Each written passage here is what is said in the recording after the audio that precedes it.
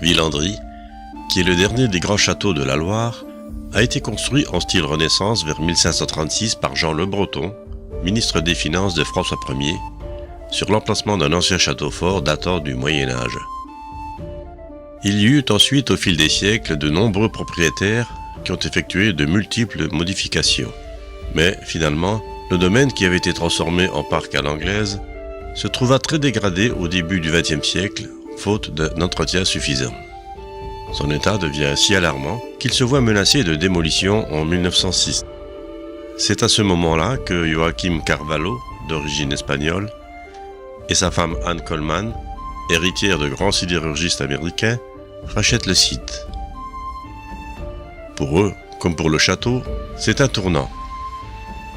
Contre toute attente, Joachim et Anne abandonnent leur carrière scientifique, se convertissent au catholicisme et consacrent leur fortune à la restauration du monument afin de lui redonner son environnement Renaissance.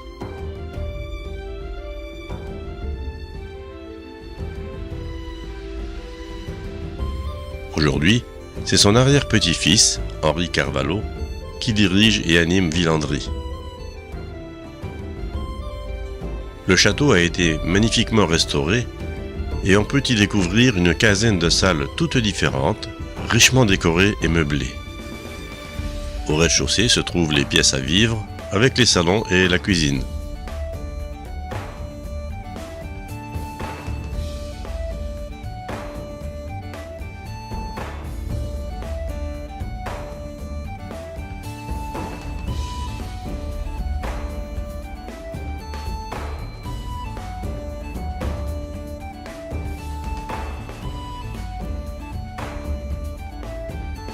À l'étage, on trouve les chambres.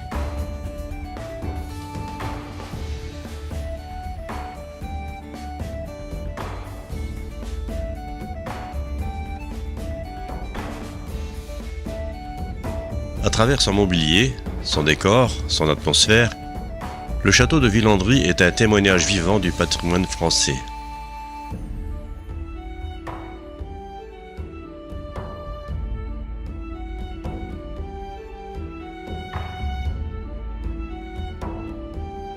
L'ensemble du château et de ses jardins est classé à la liste des monuments historiques en 1934.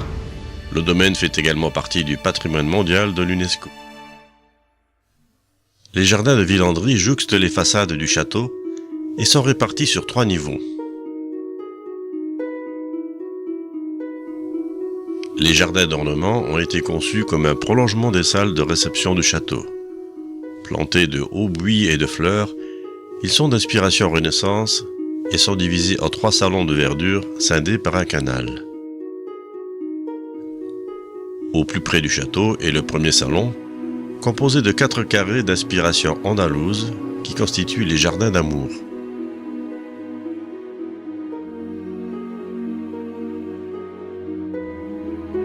Le second salon qui prolonge les jardins d'amour est le jardin des croix, avec notamment la croix de Malte, celle du Languedoc et celle du Pays Basque.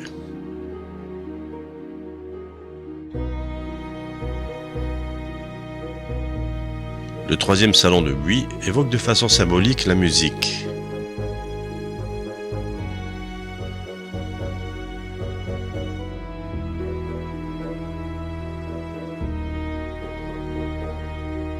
Le jardin d'eau se veut le miroir dans lequel se reflète le ciel. Il a été conçu comme un lieu de méditation. Il sert aussi de splendide réserve d'eau pour l'arrosage des jardins.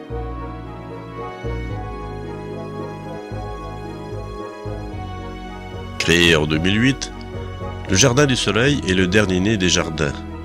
Il est le lieu du rêve et de l'évasion. C'est un cloître de verdure, planté de tilleuls et de charmes, qui est composé de 3 chambres. La chambre du soleil, partie centrale du jardin, avec le bassin en forme de soleil, la chambre des nuages avec des allées formant des triangles, et enfin la chambre des enfants où sont implantés des jeux de plein air. Le labyrinthe, au parcours long et sinueux mais sans embûches, symbolise l'homme qui progresse spirituellement et sereinement vers Dieu. Le jardin des simples fournit, tout comme le potager, les substances nécessaires à la vie de la famille, plantes médicinales, plantes aromatiques et plantes condimentaires.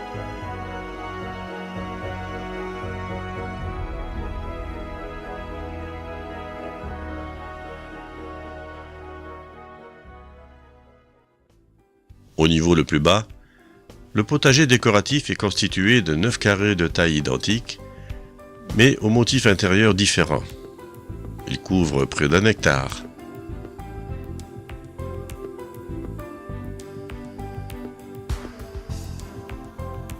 Chaque année, 2 plantations sont effectuées, l'une de printemps qui reste en place de mars à juin, l'autre d'été de juin à novembre.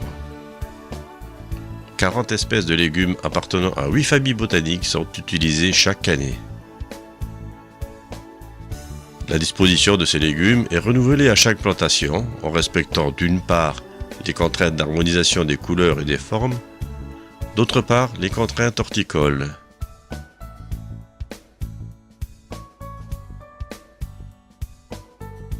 Lors de notre passage en juin 2017, la galerie du château évoquait au travers d'une exposition l'œuvre de la dynastie Vilmorin.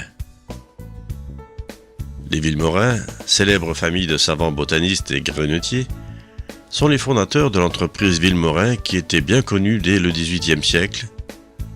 L'entreprise est devenue aujourd'hui le 4e semencier mondial. Il existe un lien familial fort entre la famille Vilmorin et la famille Carvalho, propriétaire du château de Villandry depuis 1906. En effet, Marguerite Carvalho, petite fille d'Élisabeth de Vilmorin et de Marc d'Étienne d'Orve, n'est autre que la mère d'Henri Carvalho, propriétaire actuel de Villandry. Elle dirigea d'ailleurs l'équipe des jardiniers pendant plus de 10 ans. Cette exposition a réveillé en moi de lointains souvenirs des années 60, où mon père, qui était un jardinier amateur chevronné, ne plantait que des graines Vilmorin dont il ne tarissait pas d'éloges. À son plus grand désespoir, il n'a jamais réussi à me convertir au jardinage, mais je fais amende honorable en photographiant l'art du jardin partout où je le trouve.